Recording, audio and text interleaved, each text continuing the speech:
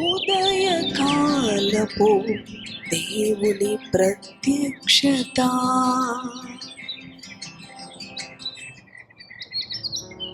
Praise the lord, హల్లెలూయా.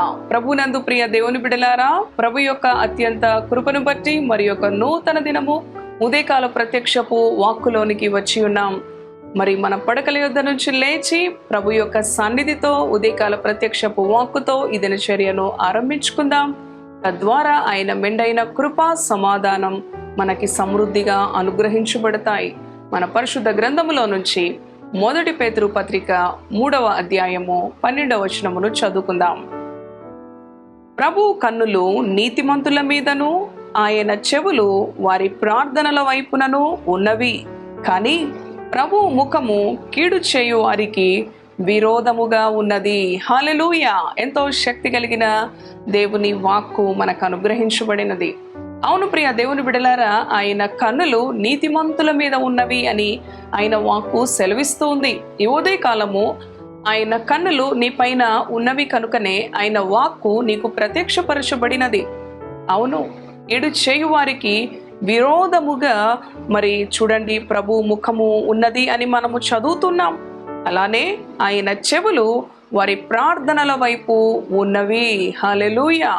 ప్రియ సహోదరి సహోదరుడా, ఈ ఉదయమున లేచి దేని గురించి ఆలోచన, దేని గురించి వ్యాకులత, దేని గురించి భయం? అవును, ఆయన కన్నులు నీ పైన ఉన్నవి. ప్రభు కన్నులు నీతిమంతుల పైన ఉన్నవి. అవును ప్రియ దేవుని బిడ్డలారా, ఆయన ముఖము కీడు చేయు వారికి విరోధముగా ఉన్నది. కాబట్టి నీవు భయపడవలసిన అవసరం లేదు. నీవు దేవుని ప్రియ సొత్తు. ఆయన విలువతో నిన్ను కొనియున్నాడు. నీవు నా సొత్తు, పేరు పెట్టి నేను నిన్ను పిలుచుకున్నానంటూ ఉన్నాడు.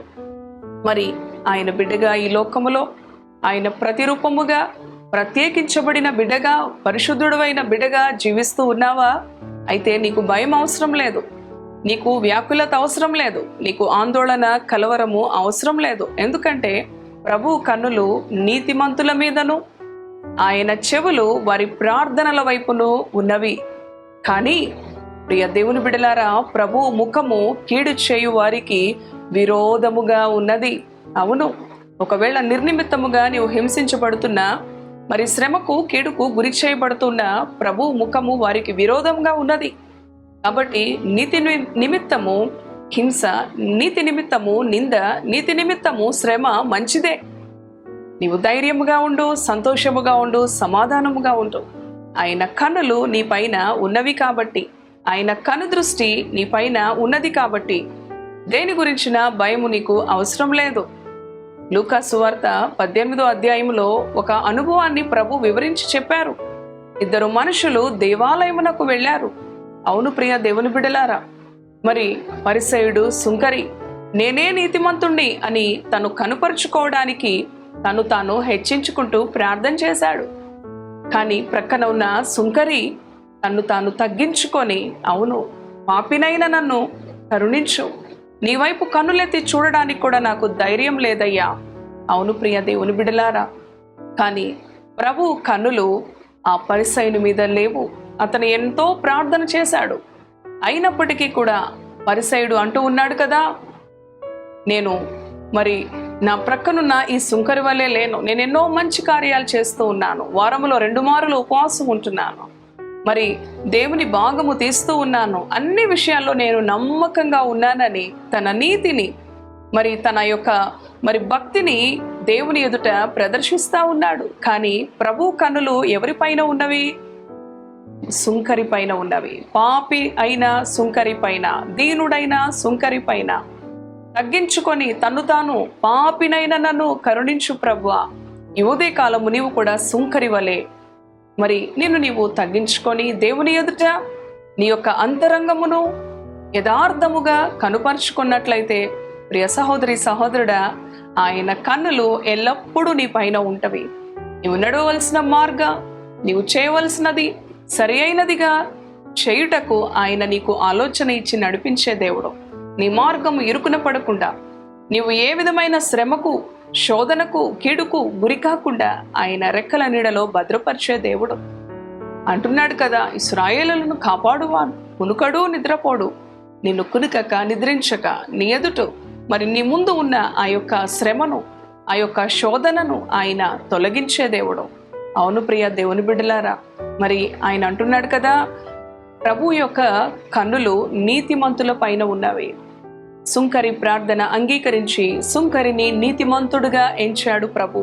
ఈ ఉదయ కాలము నీవు కూడా దేవుని ఎదుట నీతిమంతుడుగా ప్రభు నిన్ను కూడా అవును చూడాలని, నీతిమంతుడుగా ఆయన పోలిన బిడ్డగా, నీతిమంతురాలుగా అవును పరిశుద్ధురాలుగా నిన్ను నీవు తగ్గించుకొని మరి నీ ఉద్యోగ స్థలములో, ఈ యొక్క లోకములో, మరి లోక ప్రజల మధ్య, అన్యుల మధ్య, దేవుని ఎరుగని ప్రజల మధ్య జీవిస్తూ ఉండగా నీ కన్నులు మరి ప్రభు యొక్క కన్నులు నీతిమంతుల పైన ఉన్నవి అన్నట్లు, మరి ఎక్కడ ఉన్నప్పటికీ కూడా మరి నీ పైన ఆయన కన్ను దృష్టి ఉండాలి అనంటే నీ ప్రవర్తనలో మార్పు రాకుండా, ఇంతగా నీవు నన్ను హెచ్చించడానికి నేను ఏ పాటి వాడను అని ప్రభువుని గనపరచు, ప్రభువుని స్తుతించు, ప్రభువుని మహిమపరచు. ఆయన అంటున్నాడు, నా ముఖము కీడు చేయు వారికి విరోధముగా ఉన్నది అని. ప్రియ సహోదరి, ఒకవేళ ఎదుటి వ్యక్తి నీకు కీడు చేసినా, మరి నీకు ఆప్తులుగా నీకు దగ్గరగా ఉండి నిన్ను నమ్మించి మోసం చేసినప్పటికీ కూడా నీవు ఏమాత్రము వారికి హాని కల్పించకుండా ప్రభువుకి అప్పగించు. నీ మటుకు నీవు దేవుని ఎదుట నీ నీతిని, నీ యొక్క మరి యథార్థతను, నీ పరిశుద్ధతను, నీ దీనత్వాన్ని కాపాడుకో. తద్వారా ఆయన కన్నులు నీతిమంతుల మీదను, మరి ఆయన చెవులు వారి చేయు ప్రార్థనల మీద ఎల్లప్పుడూ ఉంటవి. కాబట్టి ఇంకెందుకు ఆలస్యం? తలలు వంచి, అవును ప్రభువా, నీ కను దృష్టి నా పైన ఉంటే చాలు, నీవు నా ప్రార్థన అంగీకరిస్తే చాలు అని దేవునికి నేను నీవు అప్పగించుకో. నీ అంతరంగాన్ని సరిచేసుకొని సుంకరి వలె దేవుని ఎదుట దేవుని చేత నీతిమంతుడుగా ఆయన నిన్ను ప్రశంసించే విధంగా ప్రభువుకి నీవు అప్పగించుకో. ఇటు మాటలు ప్రభు మన వినికిడిలో దీవించునుగాక. తలలు వంచండి, ప్రార్థన చేసుకుందాం. పరిశుద్ధుడా, కృపగలిగిన దేవాని పరిశుద్ధ నామానికి వందనాలు. ఈ ఉదయకాల ప్రత్యక్షపు వాక్కు ద్వారా నీ బిడ్డలను దర్శించావు నాయనా, నీకు స్తోత్రాలు. అవును ప్రభువా, 1 పేతురు పత్రిక 3వ అధ్యాయం 12వ వచనములో ప్రభువు కన్నులు నీతిమంతుల మీదను, ఆయన చెవులు వారి చేయు ప్రార్థనల వైపును ఉన్నవి, కానీ ప్రభువా నీ ముఖము కీడు చేయు వారికి విరోధముగా ఉన్నది. ఆనాడు పరిసయుడు తను తాను హెచ్చించుకొని ప్రక్కనవాణ్ణి విమర్శిస్తూ, ప్రక్కనవాణ్ణి ఎంచుతూ, ప్రక్కనవాణి లోపాలు చూస్తూ తనే పరిశుద్ధుడుగా అనుకున్నాడు. కానీ అతని నీతిని కొట్టివేసిన దేవుడు, ఆకాశం వైపు కన్నులెత్తడానికి కూడా నాకు ధైర్యం లేదయ్యా అని తను తాను తగ్గించుకొనిన సుంకరిని నీతిమంతునిగా ఎంచిన దేవుడవు. సుంకరి ప్రార్థన ఆలకించిన దేవుడవు.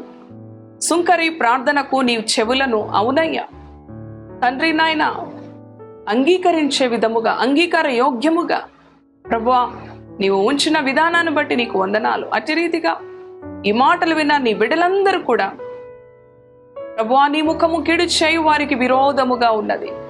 ఏ ఒక్కరికి కూడా కీడు చేయకుండా, మేలును బట్టి కీడు అనుభవించినప్పటికీ కూడా కీడు చేసేవారిగా కాకుండా, వారి రక్షణ కొరకు ప్రార్థించేవారిగా, శత్రువులను ప్రేమించే బిడ్డలుగా, నీ చేత నీతిమంతులుగా పిలువబడే బిడ్డలుగా, నీ కను దృష్టి నీ బిడ్డల పైన నిత్యము ఉండే విధముగా నీ బిడ్డలను దీవించమని, వారికి కలిగిన శ్రమలు, వారికి కలిగిన ఇక్కట్లు, వారికి కలిగిన భయము, కలవరం, అనారోగ్యం, ఆర్థిక ఇబ్బందులు, ప్రతి సమస్య నుంచి యేసు శక్తి కలిగిన నామములో విడుదలను ప్రకటిస్తున్నాం ప్రభువా. ఈ దినమంతటికి కావలసిన నీ కృప, నీ సమాధానం, నీ సంరక్షణ మెండుగా నీ బిడ్డలకు అనుగ్రహించమని యేసు పరిశుద్ధ నామములో స్తుతించి ప్రార్థిస్తున్నాను తండ్రి. Amen, amen. Praise the Lord. God bless you. Thank you.